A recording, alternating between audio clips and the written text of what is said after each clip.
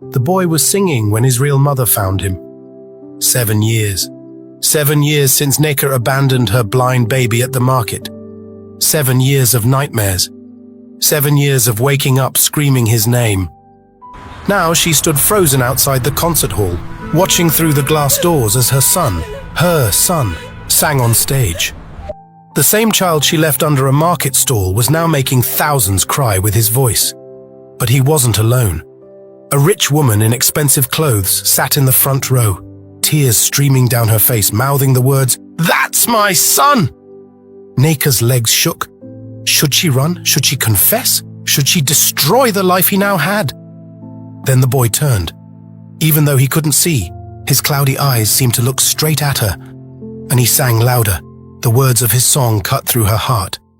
"Mama, why did you leave me in the dark? Was my face too ugly to love? But I forgive you, wherever you are." Neka collapsed. People rushed to help her, but she was already running from the truth that would destroy everything. But someone had seen her. Someone who knew exactly who she was. Let me tell you how we got here. 6 months earlier, before the abandonment, push harder, Mama Effa shouted. Neka screamed until her throat burned. The pain was different this time. Wrong. After 10 years since her last child, her 42-year-old body was fighting against her. I can't, she cried. The head is too big, Mama Effa whispered to herself, but Neka heard. What's wrong with my baby? Nothing, just push. But Neka saw the fear in the midwife's eyes, the same fear she'd been carrying for 9 months. This pregnancy was cursed. She knew it. Her husband knew it. Even the baby inside her seemed to know it. With one final scream that shook the walls, the baby came. Silence. Why isn't he crying? Neka gasped. Then came a weak sound. Not a healthy baby's cry, but something else. Something that made Mama Effa step back. Let me see him, Neka demanded. Mama Effa hesitated. Neka, prepare your heart. Let me see my child. The midwife brought the baby close. Neka's breath caught. His head was enormous, misshapen like a calabash that grew wrong. But worse were his eyes, cloudy white, like milk mixed with water. They stared at nothing. No, Neka whimpered. There's more, Mama Effa said quietly. She waved her hand in front of the baby's face. Nothing. She clapped near his ears. No response. He's blind, Neka, and possibly deaf. The room spun. Neka heard her husband, Okafor, curse from outside where he'd been waiting. He'd heard everything. This is not my child, he said, his voice cold as death. This is a curse. Okafor, please. That thing is not entering my house. He's your son. My son? Okafor laughed bitterly. I have 4 healthy children. That is punishment for some sin. Maybe yours? Neka clutched the baby tighter. He made soft sounds, unaware his father had just rejected him. I'll take him home, she whispered. Then you sleep outside, Okafor said. I won't have evil under my roof. That night Neka slept on the veranda with her newborn. The baby, she named him Ajikem, meaning strength is needed, lay quiet in her arms. Too quiet, like he knew he wasn't wanted. Her other children peeked through the window. Mama, why does his head look like that? Amaka, her eldest daughter, asked. God made him special, Neka said, forcing a smile. He looks like a monster, Chibuzor, her second son, said. My friends will laugh at me. He's your brother. He's not my brother. Brothers don't look like aliens. One by one, her children turned away. Only James, the youngest at 10, lingered. Mama, will he always be like this? I don't know, my son. Then maybe it's better if he goes to heaven. At least there he can see. Even innocent James had given up on Ajikimi, and that broke Neka's heart completely. 3 months passed like 3 years. Every morning, Neka woke to feed Ajikimi, bathe him, and sing to him. He never responded to her voice, confirming he was deaf too. But she kept singing, kept hoping. The village, however, had made up its mind. That child is an Ogbanje, an evil spirit child. His mother must have slept with a demon. He'll bring curse to our village. Why doesn't she just let him die? The words followed Neka everywhere. At the stream, women moved away from her. At the market, people covered their noses as if her baby carried disease. Even at church, the pastor suggested she bring the child for special deliverance prayers. But the worst was at home. Okafor hadn't spoken to her in months. He ate his meals outside. He slept in the children's room. When visitors came, he pretended Ajikimi didn't exist. "How many children do you have?" a relative asked. "4," Okafor answered without hesitation. "But I saw your wife with a baby." "I have 4 children," Okafor repeated, his eyes dark with warning. The relative never asked again. One evening, Neka overheard her children talking. "I hate him," Amaka said. "Because of him, nobody wants to be my friend." "Yesterday, Emeka called me brother of the demon baby," Chibuzo added. "Why doesn't Mama just throw him away?" Kalechi asked. "Maybe she will," Amaka said hopefully. "Maybe one day we'll wake up and he'll be gone." Neka pressed Ajikim closer to her chest and wept silently. Her own children were praying for their brother to disappear. The incident that changed everything happened at the Umudiki market. Neka had resumed selling brooms, carrying Ajikimi on her back. Business was already hard. People avoided her stall because of the baby, but she endured. Until that day. A wealthy woman from the city had come to buy brooms in bulk. She was examining Neka's products when she noticed Ajikimi. "Oh my God!" the woman screamed, dropping the broom. "What is that?" He's my son, madam." "Your son? That's not a child, that's an abomination. How dare you bring such a thing to the market?" People gathered. Phones came out, they were recording. "Look at its head. The eyes are like a dead fish. This is witchcraft. She should be arrested for child abuse." Someone threw a stone. It missed Ajikimi but hit Neka's shoulder. "Get out! Take your demon child away! You're cursing our market!" More stones flew. Neka ran, shielding Ajikimi with her body. But the crowd followed, chanting, "Witch! Witch!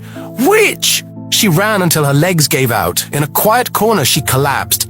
Ajikimi still strapped to her back. For the first time since his birth, she looked at him with something other than love. She looked at him with resentment. "Why?" she whispered.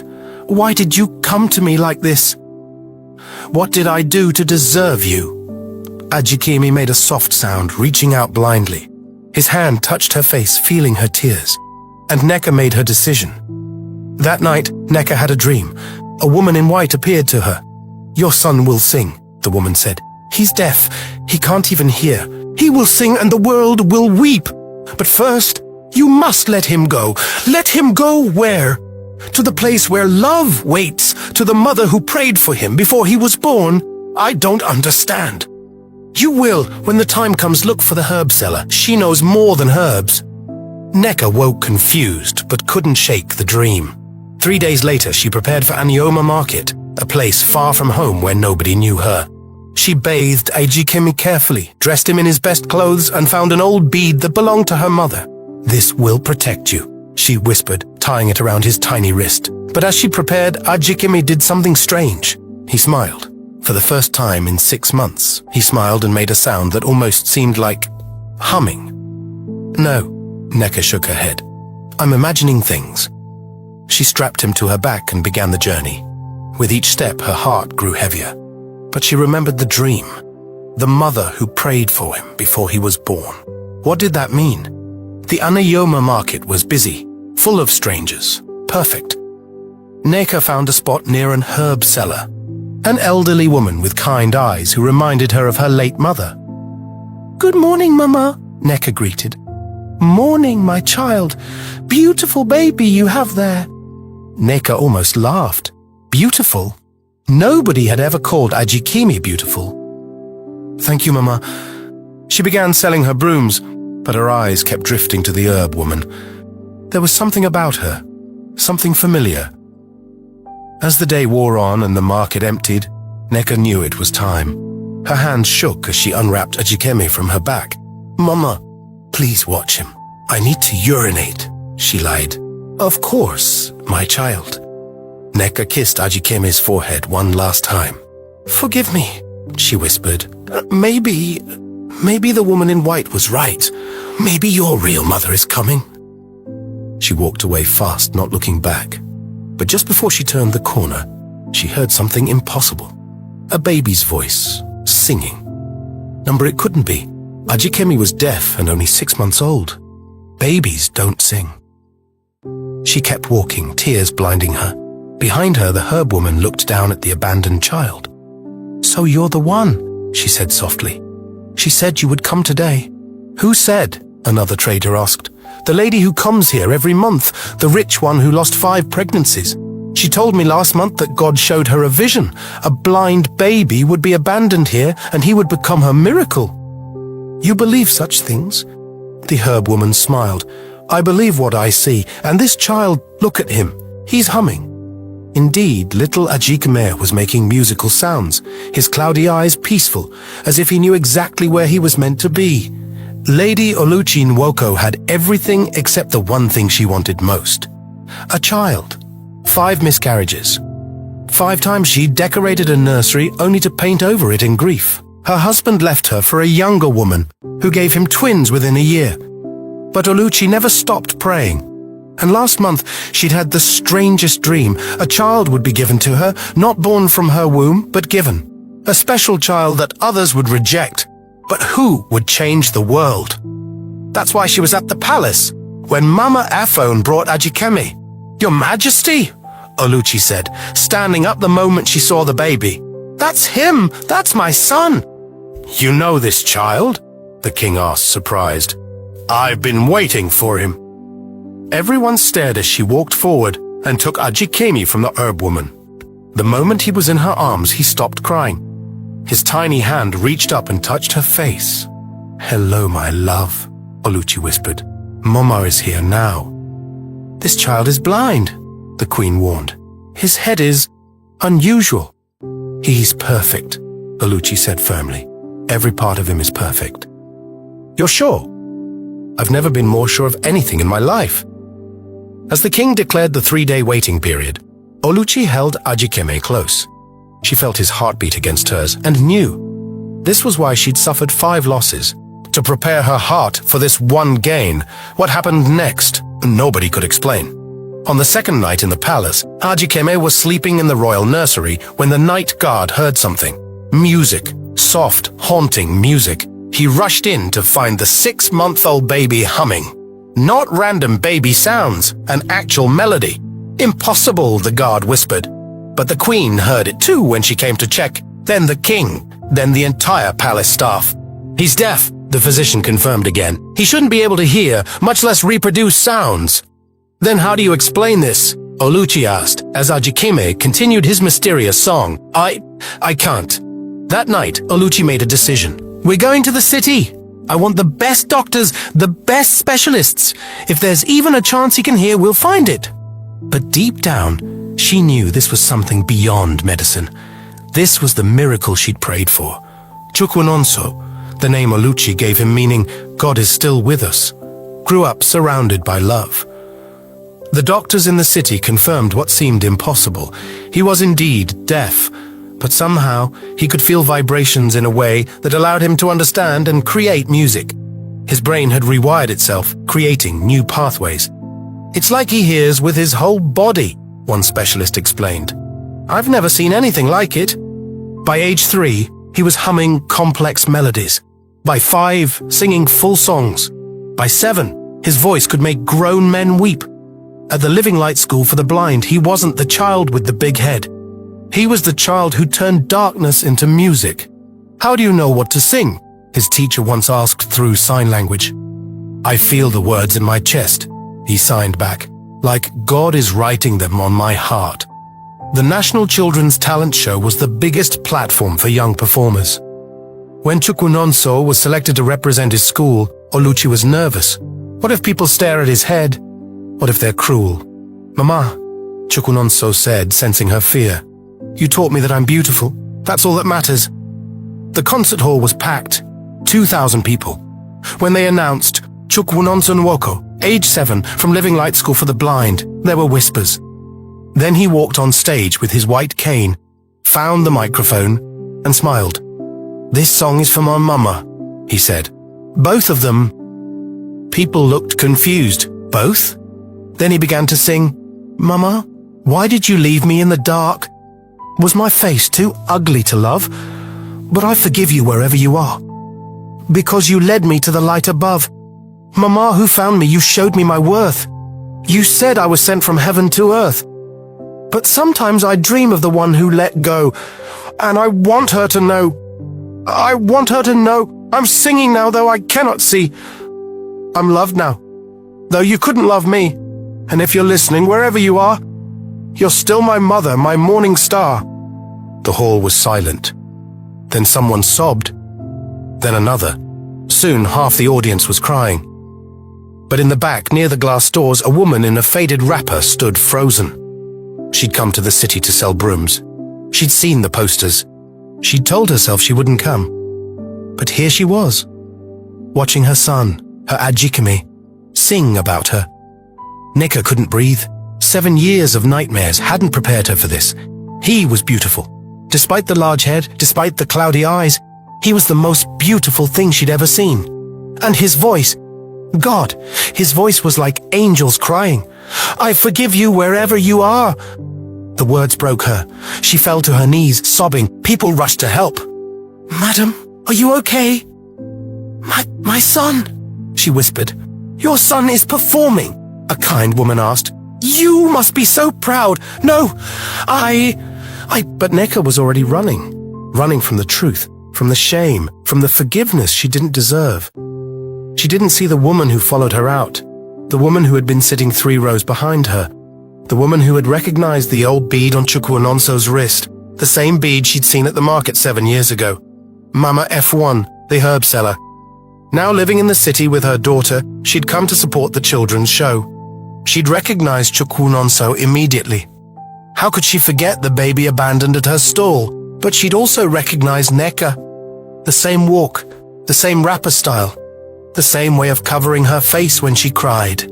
So, Mama Afone whispered to herself, the mother has found her way back. Backstage, Chukwunonso was surrounded by congratulations. He'd won first place, but something was wrong. He kept turning his head toward the back of the hall. Mama Oluchi, he said, she was here. Who was here, my love? My first mother. I felt her crying. Oluchi's blood ran cold. That's not possible, sweetheart. She was here. Her sadness tastes like salt, just like in my dreams. That night, Oluchi couldn't sleep. Could the birth mother really have been there? After 7 years? Why now? The next morning, her phone rang. Unknown number. Is this Lady Oluchi Nwoko? Yes. My name is Mama Ifone. 7 years ago, I brought you a baby. I know who his birth mother is. The room spun. What do you want? To warn you, she was at the concert. She saw him sing, and I don't think she's going to stay away this time. She abandoned him. Yes, but guilt is a powerful thing. It can make people do desperate things. Watch your son, madam. Watch him closely. 3 days later, a letter arrived at Oluchi's mansion. No return address, handwritten. To the mother who loved him when I couldn't, I know I have no right to write this. I know I deserve nothing but your hatred. But please, I beg you, let me explain. I am Nneka Okafor. 7 years ago, I left my baby at Anyoma Market. That baby is now your son, Chukwunonso. I was not a monster. I was a broken woman. My husband rejected him. My children mocked him. The village called him a demon. They threw stones at us. They said I should let him die. I couldn't watch him suffer anymore. So I left him where I knew love would find him. The herb woman. I dreamed about her. I dreamed a rich woman would come. I knew he would be saved. But I never knew he would sing. I never knew he was deaf, but could hear with his soul. I never knew he would forgive me in front of thousands. I'm not asking for him back. I could never care for him like you have. I'm not asking to meet him. I don't deserve that. I'm only asking that you tell him one thing. I didn't leave because I didn't love him. I left because I loved him too much to watch the world destroy him. And tell him his name. I called him Ajikame. It means that strength is needed. Because even as a baby, he was stronger than me. A mother who failed. Oluchi read the letter 5 times, then she burned it. Never, she whispered. You'll never hurt him again. But that night, Chukwunonso had another dream. And in the morning, he asked the question Oluchi feared most. Mama, what's an Ajikeme? I keep hearing that name in my sleep. Oluchi tried to distract him, but Chukwunonso was persistent. Mama, you're not telling me something. I can feel it. Children at the blind school often developed heightened intuition. Chukwunonso's was exceptional. He could sense emotions, feel lies, almost taste deception. My love, you need to focus on your music. You have another concert next month. I can't sing when my heart is heavy. Please, Mama, what is Ajikeme? That's when Mama Bisola, the nanny who had raised him, made a mistake. She gasped softly at hearing the name. Chukwunonso turned toward her. You know that name, Mama Bisi. Why? I... Tell me. For the first time in his life, Chukwunonso raised his voice. Mama Bisola looked at Oluchi helplessly. Oluchi closed her eyes and nodded. Ajikeme? That was your name? Before you became Chukwunonso? Before? What do you mean, before? And so, surrounded by the walls that had sheltered him for 7 years, Chukwunonso learned the truth, that he was abandoned, that his birth mother left him at a market, that the woman he called Mama wasn't his blood. He was quiet for a long time. Then, is that why I dream of a woman crying? A woman who smells like palm oil and brooms? My love, is that why? Yes, Oluchi whispered. Yes, my darling. Chukwunonso stood up, his small hands trembling. I want to meet her. No, I want to meet her. She threw you away. She left you like garbage. She's my mother. I'm your mother. I'm the one who loved you. And I love you too, but she's still my mother. And she came to my concert. She heard me forgive her. Now I need to say it to her face. Oluchi had never seen him like this. Determined, fierce, looking so much older than his 7 years. What if she hurts you again? Then you'll be there to catch me, won't you, Mama? Oluchi pulled him into her arms, crying, Always, my baby. Always. Finding Neka proved harder than expected. The return address on the letter was fake. The village name she mentioned didn't exist on any map, but Chukwunonso wouldn't give up. She sells brooms, he said. I remember the smell. Palm fronds and sweat and sadness. They hired a private investigator. It took 3 weeks, but finally. Found her. Neka Okafor lives in Umuaka village. Married 4 other children. Still makes and sells brooms. Other children, Chukwunonso repeated softly. I have siblings. No, Oluchi said firmly. You had siblings. They rejected you too. Maybe they were just scared. Maybe they were children who didn't understand. Stop defending them. Mama, if I can sing without hearing, if I can see without eyes, then maybe people can change without us expecting them to. That wisdom from a 7-year-old broke Oluchi completely. They didn't announce their coming. Oluchi insisted on that. If they were going to do this, it would be on their terms. The car drove into Umuaka on a Sunday afternoon. The village was small, dusty, forgotten by time. Children ran beside the car, amazed by its shine. They found the compound easily. Everyone knew the Okafors, the family, with the woman who abandoned her demon child. Neka was outside, tying brooms. She looked older, worn down by guilt. Her hands moved mechanically, but her eyes were dead. Then the car stopped. Oluchi stepped out first, dressed simply to avoid attention. Then came Mama Bisola. Then came Chukwunonso. The brooms fell from Neka's hands. Ajikemi, she whispered. He couldn't see her, but he turned toward her voice. Hello. Mama. Neka collapsed. The commotion brought the whole compound out. Okafor appeared first, then froze when he saw the child. You, he said, his voice shaking. You're supposed to be dead. Nice to meet you too, father, Chukwunonso said calmly. The other children came out. Amaka, now a teenager, Chibuzo, Kelechi, and James. They stared at their brother like he was a ghost. Ajikeme? James whispered. Is that really you? My name is Chukwunonso now, but yes, I'm your brother. But you're blind, Amaka said. Yes, and your head is still big. Yes, but you're dressed nice. You look clean. Chukwunonso smiled. Mama Oluchi takes good care of me. Mama Oluchi, Okafor spat. Your mother is right there crying in the dirt. I have 2 mothers, Chukwunonso said simply. One who gave me life, one who gave me love. I'm grateful to both. Neka looked up, dirt and tears on her face. You forgive me? I forgave you the day I learned to sing. Pain taught me melody. Abandonment taught me that love isn't about blood. You letting me go led me to where I needed to be. But I failed you. You saved me. Look at this place. Look at Father's face. Look how my siblings still fear me. If I had stayed here, I would have died. Maybe not in body, but in spirit. You giving me up was the greatest gift you ever gave me. The family stood in stunned silence. This blind child with the enlarged head was speaking with more wisdom than any of them possessed. Play the recording, Chukwunonso said to Mama Bisola. She pulled out a phone and pressed play. Chukwunonso's voice filled the compound, the same song from the concert. By the time it ended, everyone was crying, even Okafor, though he tried to hide it. I came to say thank you, Chukwunonso said. Thank you for letting me go. Thank you for giving me to someone who could love me properly. And thank you for being strong enough to break your own heart for my sake. He reached into his pocket and pulled out something, the old bead. I believe this belonged to your mother, my grandmother.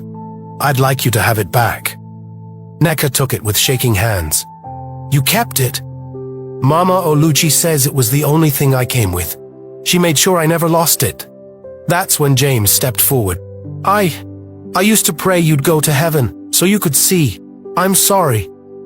I did go to heaven, brother. I just stayed on earth while I was there. One by one, the siblings came forward, tentative, scared, but drawn by something they couldn't name. Can you really sing? Kelechi asked. Would you like to hear? They nodded, and there, in the compound that had rejected him, Chukwunonso sang. He sang of pain and beauty, of loss and finding, of darkness and light. When he finished, the entire village had gathered. People who had thrown stones, people who had called him demon, people who had mocked his mother. Now they stood in awe. This is what you threw away, Oluchi said, speaking for the first time. Her voice was cold, angry. This is what you called a curse, a demon, an abomination. She looked directly at Okafor. You rejected your own son because his head was big, because his eyes couldn't see. You fool! His head is big because it carries miracles. His eyes are blind because he sees with his soul. We didn't know, Okafor mumbled. You didn't want to know. You saw difference and called it evil. You saw disability and called it curse. You saw a child who needed extra love and you gave him hatred instead. She took Chukwunonso's hand. We're leaving. You've seen what you threw away, live with that knowledge. But Chukwunonso pulled back. Wait, Mama, I'm not finished. There's something else, Chukwunonso said. Something I've been seeing in my dreams. Everyone leaned in. Mama Neka, you're pregnant. Neka gasped. What? No, I'm not. I'm 49 years old. You are. I can hear it. A heartbeat inside a heartbeat, and this child will be like me. Like you? Okafor's face went pale. Different. Special. Broken in the world's eyes, but perfect in God's. And this time you'll have a choice. Reject them again and lose everything, or love them and be healed. You're lying, Okafor said, but his voice shook. In 6 months you'll remember my words, and when that child comes, you'll have to decide. Are you the same man who rejected me, or have you learned? He turned to his siblings. You too. When this baby comes different, will you mock, will you hide, or will you remember that you once had a brother who sang in the dark? The family stood frozen. But Neka touched her stomach. She had been feeling strange lately, tired, nauseous. But she thought it was stress, age, guilt. If it's true, she whispered, if I'm pregnant and the child is, then love them. Chukwunonso said simply, love them the way you couldn't love me. Not because I'm angry, I'm not, but because every child deserves to be loved for who they are, not rejected for who they aren't. As they prepared to leave, Mama Ephone appeared. The herb seller from the market, now old but still sharp-eyed. I knew you'd come back, she said to Neka. The circle always completes itself. You, Neka gasped. You're the one who took your child to the palace. Yes, but I was also the one who whispered to Lady Oluchi in her dreams. Who told her where to wait. Who made sure love found your son. Everyone stared at her. You see, I'm not just an herb seller. I'm a keeper of destinies. And your son's destiny was never to die in this village of small minds. It was to sing for the world. She looked at Chukwunonso. But your greatest song hasn't been sung yet. When you turn 12, you'll lose your voice. For 3 years you'll be silent. People will say the miracle has ended, but when it returns at 15, it will shake the earth.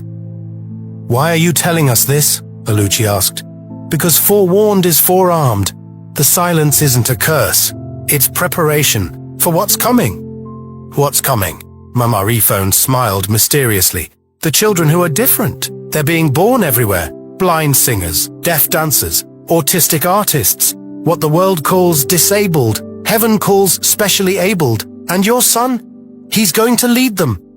She turned to leave, then stopped. Oh, and Neka, your next child. She'll be born without arms, but she'll paint with her feet and make grown men weep at beauty. Love her. The world needs her art. With that, she vanished into the crowd, leaving behind a family forever changed. The ride back to the city was quiet. Chukwunonso held Oluchi's hand tightly. Are you okay, my love? She asked. I'm complete now, he said. I have all my mothers, the one who birthed me, the one who saved me, and the one who prophesied over me. Do you regret meeting them? Now I understand why I dream of brooms and palm oil, why I sometimes feel like I'm falling. It's not trauma, it's memory. And memories, even painful ones, make us who we are. And if the prophecy is true, if you lose your voice? Chukwunonso smiled. Then I'll learn to sing with my hands, with my heart, with my silence.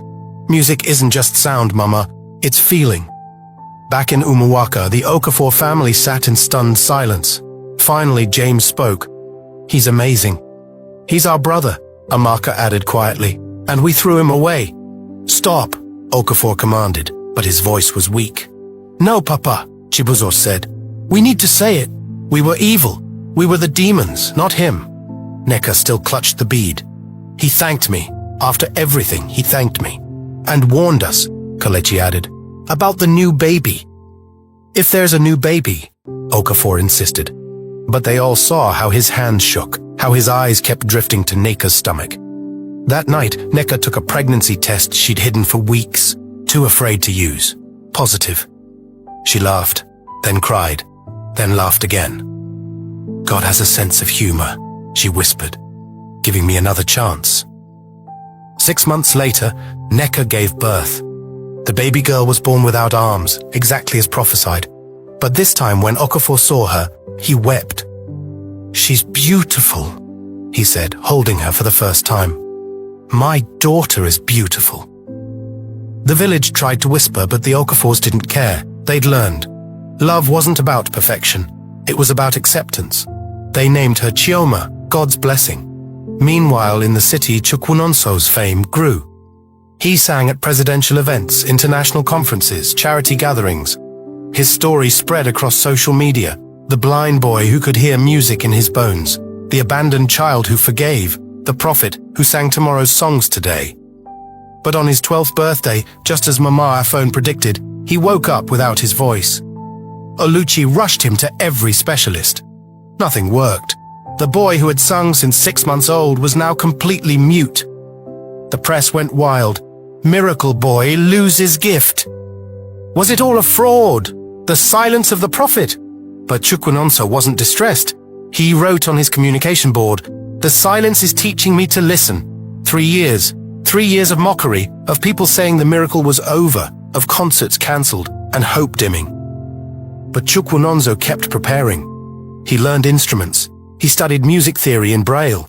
He composed symphonies in his mind. And then, on his 15th birthday, something happened that changed everything. He was sitting in the garden when Chioma visited, his armless sister who now painted with her feet. She was 3 years old and fearless. "Brother Nonso," she said, "why don't you sing anymore?" He wrote, "My voice is sleeping." "Then wake it up," she laughed, painting his face with her toes. He smiled, opened his mouth to laugh, and sound came out. Not just any sound, a sound that made the windows shake, a sound that brought Oluchi running, a sound that made birds fall silent and flowers turn toward him. His voice hadn't just returned, it had transformed.